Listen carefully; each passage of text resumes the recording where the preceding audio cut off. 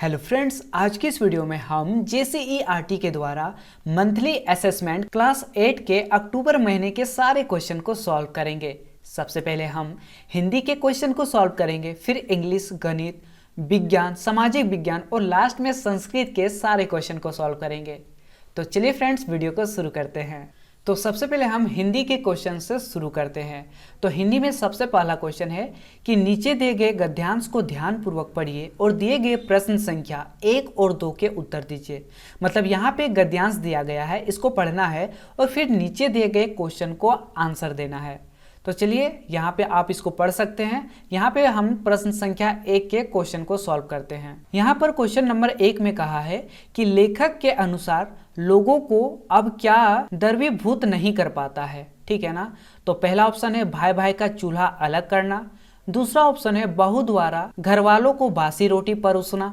तीसरा ऑप्शन है किसी का यक्ष्मा रोग से ग्रसित होना।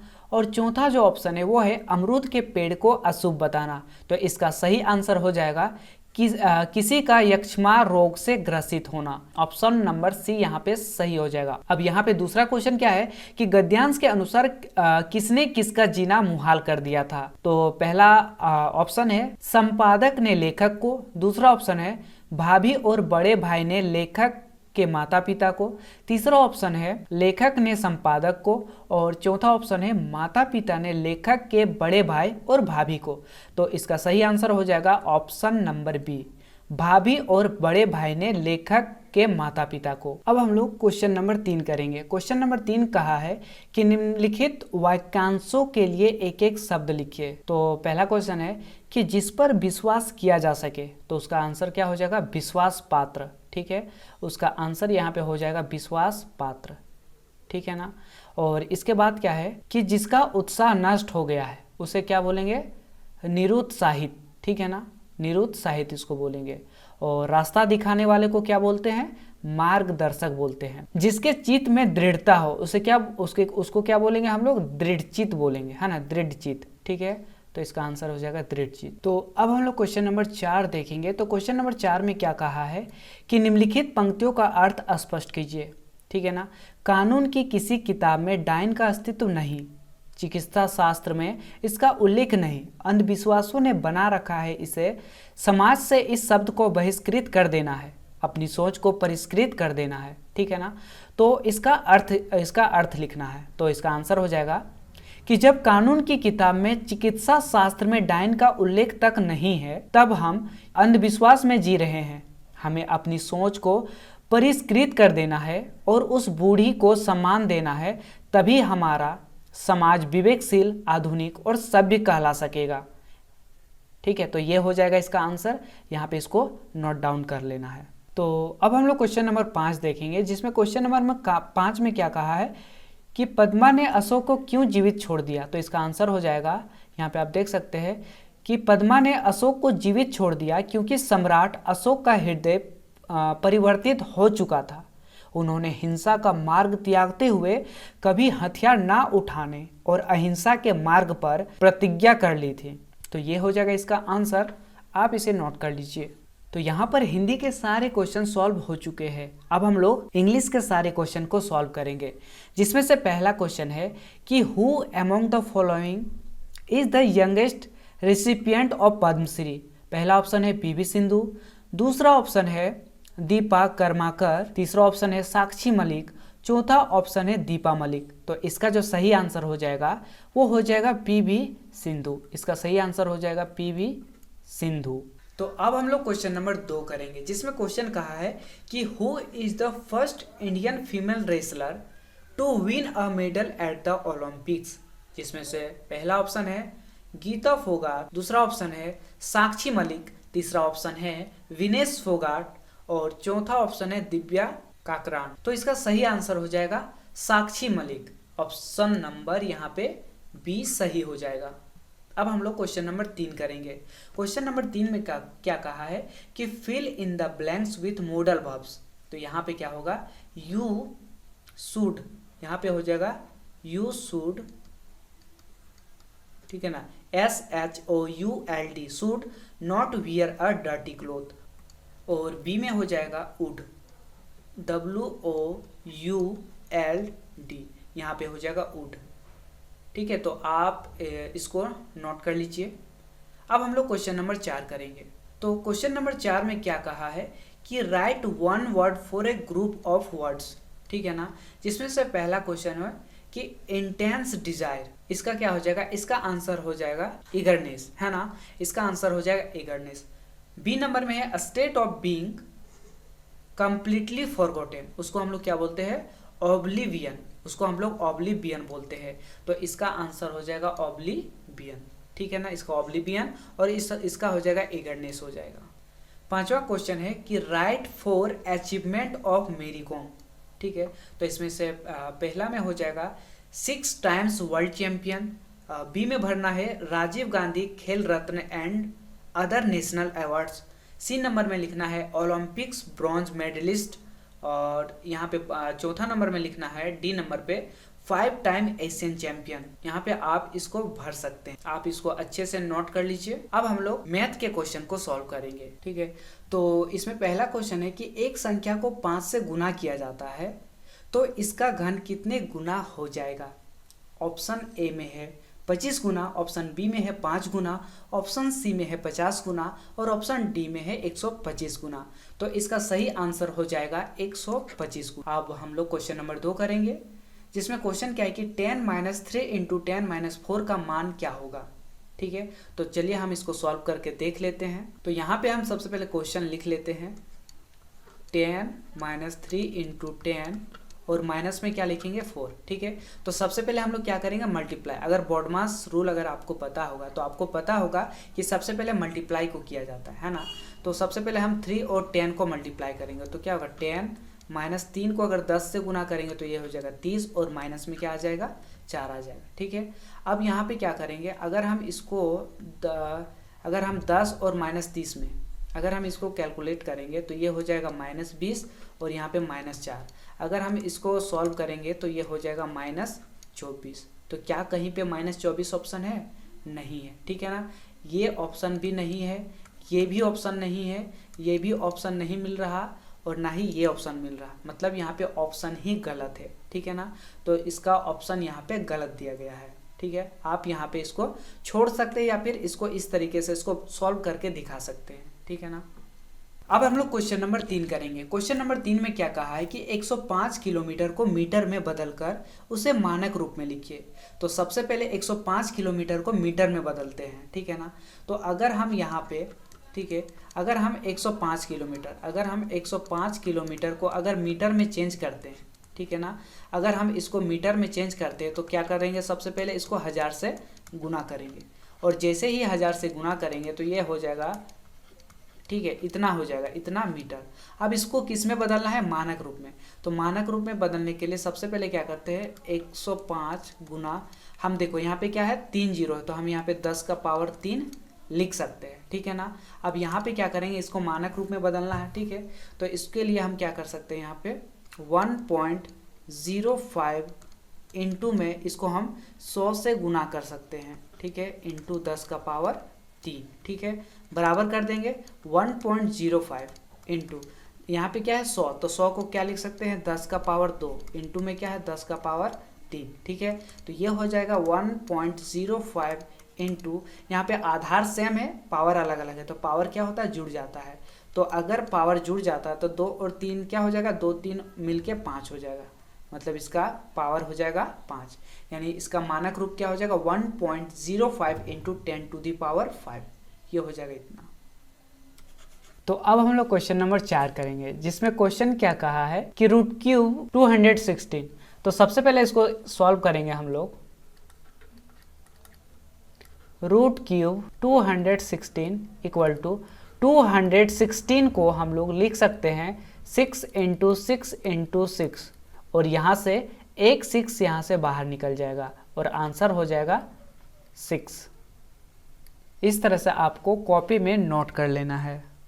अब हम लोग क्वेश्चन नंबर 5 करेंगे, जिसमें क्वेश्चन है कि 9 का पावर n बटे में 9 का पावर -2 बराबर 9 का पावर 11। इसमें से n का वैल्यू निकालना है। तो सबसे पहले हम लोग क्या करेंगे, यहाँ पे 9 का पावर n बटे में कितना है 9 का पावर -2 इक्वल टू में है 9 का पावर 11। तो यहाँ पे क्या हो जाएगा 9 का पावर n माइनस यहाँ पे हो जाएगा -2 इक्वल टू 9 का पावर हो जाएगा 11। ठीक है ना। यहाँ पे इसके बाद लिखना है 9 n माइनस माइनस हो जाएगा प्लस और यहाँ पे हो जाएगा 2 इक्वल टू 9 का पावर क्या हो जाएगा 11। अब यहाँ पे आधार यहाँ पे सेम सेम है तो पावर को भी हम लोग बराबर कर सकते हैं। तो यहाँ से हो जाएगा n + 2 इक्वल टू क्या हो जाएगा 11। तो यहाँ से अगर n का वैल्यू निकालना है तो n के साथ 2 है जो कि प्लस में है, अगर हम इसको इधर करेंगे तो ये हो जाएगा माइनस में। यहाँ पे n का वैल्यू आ जाएगा 11 में से अगर 2 घटाएंगे तो यहाँ पे बच जाएगा 9, यानी n का वैल्यू आ जाएगा 9। तो यहाँ पे आप इस तरीके से इसको नोट डाउन कर सकते हैं। तो यहाँ पर मैथ के सारे क्वेश्चन सॉल्व हो चुके हैं। अब हम लोग साइंस के यानी विज्ञान के क्वेश्चन को सॉल्व करेंगे। तो साइंस में पहला क्वेश्चन है कि झारखंड जैसे कई और पहाड़ी क्षेत्रों में जहाँ पहाड़ों के ऊपर घुमावदार सड़कों पर जब गाड़ियाँ नीचे की ओर जाती है तो वाहन को नियंत्रित करने तथा दुर्घटनाओं से बचने के लिए क्या क्या उपाय किए जाते हैं। ऑप्शन नंबर 1, टायरों के तलियों को खांचेदार बनाकर घर्षण को बढ़ाया जाता है। ऑप्शन नंबर बी में है ढलान मोड़ पर खांचेदार सड़क बनाए जाते हैं। ऑप्शन नंबर सी पर है ढलान मोड़ पर चिकने सड़क बनाए जाते हैं। और ऑप्शन नंबर डी है विकल्प ए तथा बी दोनों सही है। तो इसका सही आंसर हो जाएगा ऑप्शन नंबर डी, ए और बी दोनों सही है।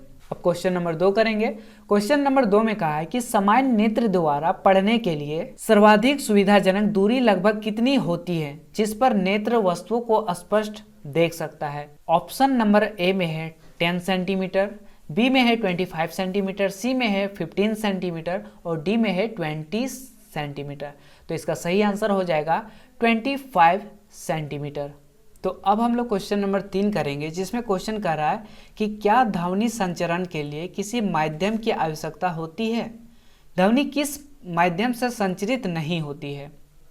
तो इसका आंसर हो जाएगा हाँ, ध्वनि ठोस, द्रव और गैस में संचरित होती है लेकिन निर्वात में संचरित नहीं होती है। यहाँ पे संचालित नहीं संचरित होगा, इस जगह पे होगा संचरित। ठीक है ना। यानी इसका आंसर हो जाएगा हाँ, ध्वनि ठोस, द्रव और गैस में संचरित होती है लेकिन निर्वात में संचरित नहीं होती है। तो अब हम लोग क्वेश्चन नंबर 4 करेंगे जिसमें क्वेश्चन कह रहा है कि कैरम खेलने से पहले बोर्ड पर पाउडर क्यों छिड़का जाता है, कारण बताइए। तो इसका आंसर हो जाएगा कि कैरम खेलने से पहले बोर्ड पर पाउडर इसलिए छिड़का जाता है क्योंकि कैरम बोर्ड पर घर्षण कम हो सके और कैरम बोर्ड की गोटी अच्छी से फिसल सके। तो अब हम लोग क्वेश्चन नंबर 5 करेंगे जिसमें क्वेश्चन कर रहा है कि तरल एवं द्रव में गति करने वाले वस्तुओं एवं वाहनों की आकृति विशेष प्रकार की क्यों बनाई जाती है, उदाहरण सहित वर्णन करें।